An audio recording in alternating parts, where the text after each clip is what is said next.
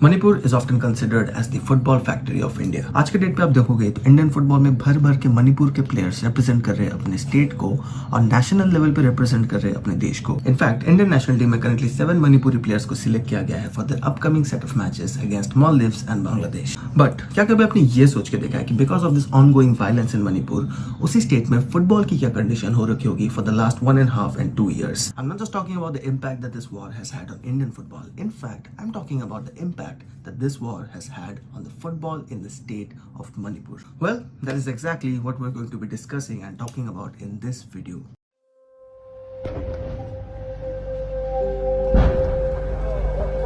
Here we come!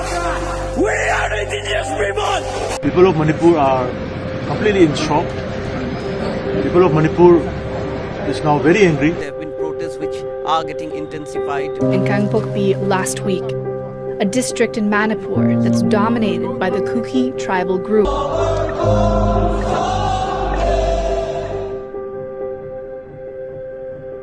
So, before talking about the football aspect of this video, let's talk about the violence that has been going on in Manipur for the past 2 years. This violence erupted back in May 2023 between the Meitei people and the Kuki community. According to government numbers and according to Wikipedia, इस violence पे total 258 लोग मारे गए till November 2024. Almost 5,000 के आसपास घरों को destroy कर दिया गया और 500 के आसपास religious structures को vandalize किया गया. Now, one of the more viral stories that emerged during this violence was of Sana Singh, who currently plays for Bengaluru FC, but he has previously helped Hyderabad FC win the Indian Super League in the 2021-22 season. So during this violence, Sana Singh sadly lost his home and his ISL winners medal. But thanks to Sunil Chhetri, he was gifted an ISL winners medal by the Bengaluru FC captain. Now you must be wondering how football in Manipur has been affected due to this war. Now you see, there are currently 3 teams who are representing Manipur in the I-League 2, starting from Neroka FC, Trau FC and Klasa FC. 2023-24 का जो I-League season था, उसमें नेरोका और ट्राउ दोनों ही teams relegate हो जाती है. Both teams were rock bottom of the I-League table. Neroka and Trau then appealed their relegation to the AIFF. Both these teams went to the court and appealed for the relegation, claiming that the violence in Manipur was one of the main reasons for their relegation from the I-League. Due to the violence, these teams couldn't focus on their campaign and were mentally affected as well. But sadly, football doesn't work like that.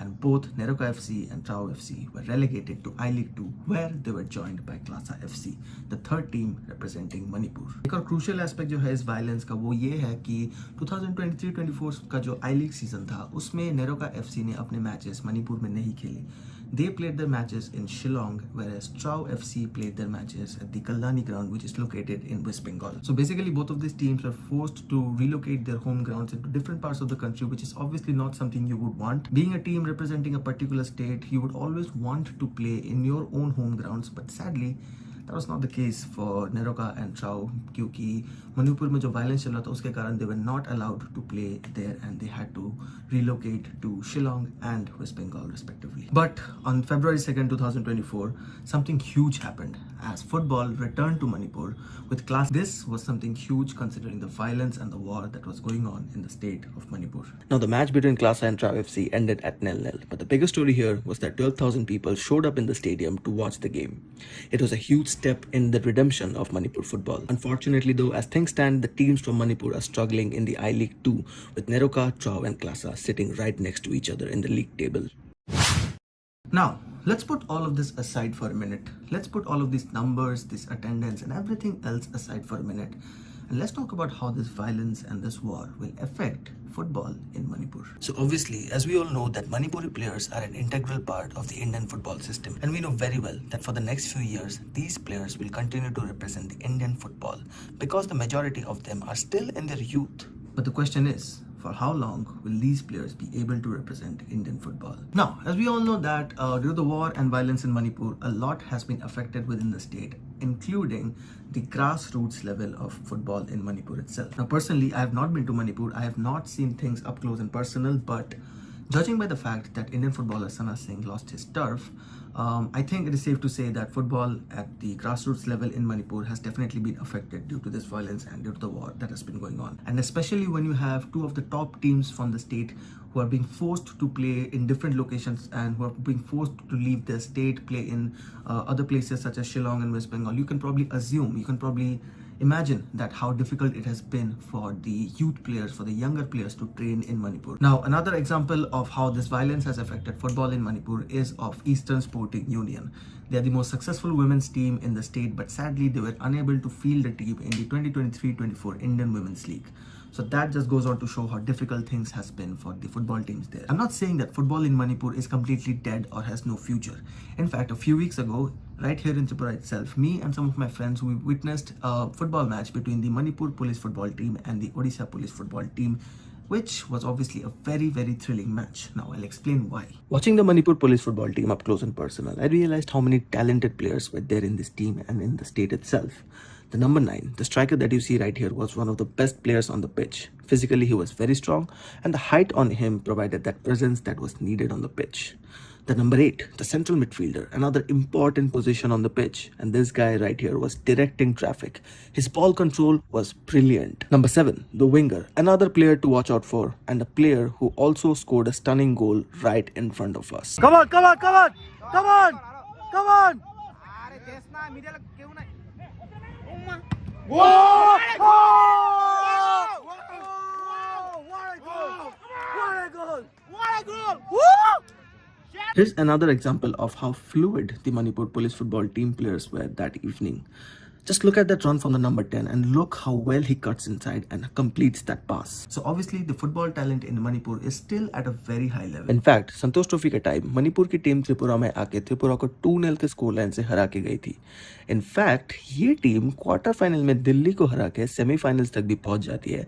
But sadly, they were eliminated in the semifinals by Kerala with a 5-1 scoreline. Football in Manipur is like a culture. It runs in their blood. That is also one of the reasons why you see so many young players and so many amazing talented players emerge from this state and make it into the ISL, make it to the national team of India. Manipur में जो young players है, जो ये youth है, उनको शायद ये football का मौका ना मिलने के कारण, इस war और violence की वजह से वो शायद कोई और path choose कर ले अपनी life में, which would obviously be really, really sad, and I hope that does not happen. And I sincerely hope that football in Manipur doesn't turn out to be a dying breed and the sport can be saved within the state itself. Now, personally, someday I promise that I will definitely visit Manipur. I've watched and witnessed football in various and different places of the country. I have been to places like Sikkim, Kerala, Guwahati, North East के बहुत सारे अलग-अलग जगहों में जाके matches देखा, but अभी तक मैं मणिपुर में जाके कोई मैच नहीं देख पाया. And I really, really wish to change that within the coming next few days. I hopefully वहाँ पे जाके क्लासा एफसी, ट्राउ एफसी, नेरोका एफसी, कोई भी यूथ टीम हो, कोई भी वुमेन्स टीम हो, कोई भी मेंस टीम हो, कोई भी टीम हो, मैं जाके पर्सनली मैं देखना बहुत ज़्यादा पसंद करूँगा. I really want to witness what the football culture in Manipur is like right now amid everything that has been going on, amid the violence, amid the war. ये सब के बीच में भी I hope कि football doesn't turn out to be a dying breed. Football का spirit जो है वो मणिपुर में जिंदा रहे. And yeah, the whole purpose of this video was to maybe aware at least few people that how difficult and what the condition of football has been in Manipur, because obviously I don't think this topic gets enough light on it. I don't think people have been talking about this topic a lot, and I believe that people should be talking about this topic a lot, because आज के date पे हमारे Indian national team में या फिर हमारे ISL में देख लो, इंडियन सुपर लीग में देख लो, इतने सारे प्लेयर्स हैं जो कि मणिपुर से जाके इतने सारे बड़े बड़े क्लब्स के लिए खेल रहे हैं. बैंगलोर FC हो गया, बहुत सारे टीम्स के लिए, बहुत सारे टीम्स में मणिपुर के प्लेयर्स रिप्रेजेंट कर रहे हैं.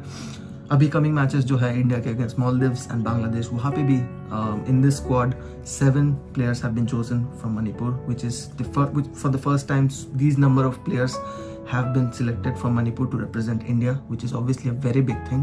And of course, I really hope that the situation within the state turns out to be good. मतलब धीरे-धीरे gradually करके सब कुछ ठीक हो जाए. I know it will probably take time, और घर पे बैठ के यहाँ पे बैठ के बोलना बहुत ही आसान है शायद मेरे लिए, आप लोगों को शायद लग रहा होगा, but I really hope that things do change, and I really hope to visit that place. I really hope to visit Manipur sometime. And till then, thank you so much guys for watching this video. I hope that I could shed some light on this topic.